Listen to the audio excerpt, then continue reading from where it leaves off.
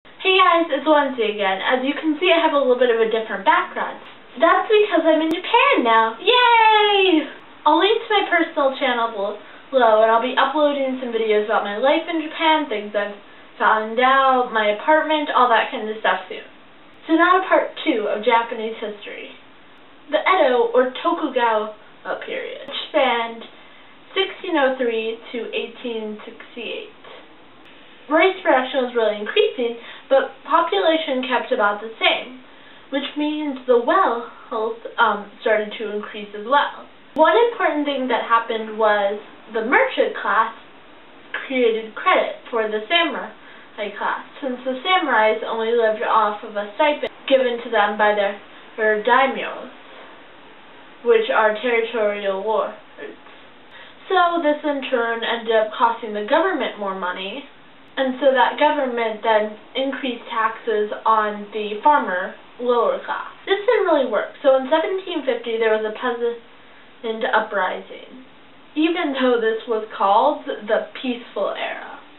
At this point there wasn't a lot of money in the treasury. The samurais' loyalty was wavering, since they were starting to realize that the government wouldn't be able to pay for them anymore. Basically the whole government was going to collapse. The solution for this was there was a ban on buying luxuries, which didn't really work as much as they had hoped. But Tokugawa Yoshimune, by increasing the agricultural productivity, and so having the farmers make more money, and in turn having them pay more taxes to the government. Other Tokugawas just debased the coin, which ended up with massive inflations and didn't really work. Okay, now that we've gotten all the money stuff out, I'll talk to you guys about the social structure at that time. At the very top was the emperor and the court nobility, who ruled over all of Japan. Right underneath was the daimyos and territorial lords that ruled over the different cities. Then there was the upper samurai class, which intermingled with them. Then below that were most of the samurai, who were just foot soldiers. This whole class makes up about 6% of the population.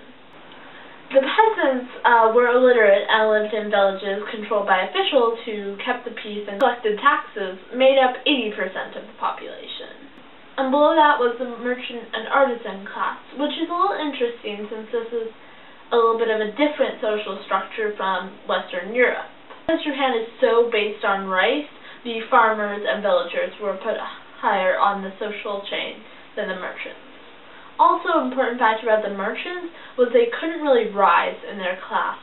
They would have to have a lot of money to get into the higher classes, but mostly they just stayed merchants. And then even below that is the worst of the worst in social class, the entertainers, the servants, the thieves, the beggars, and the outcasts, which were highly controlled so that they would not mingle with the high class.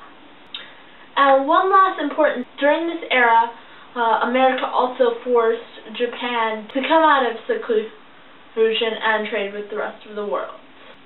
Deanne!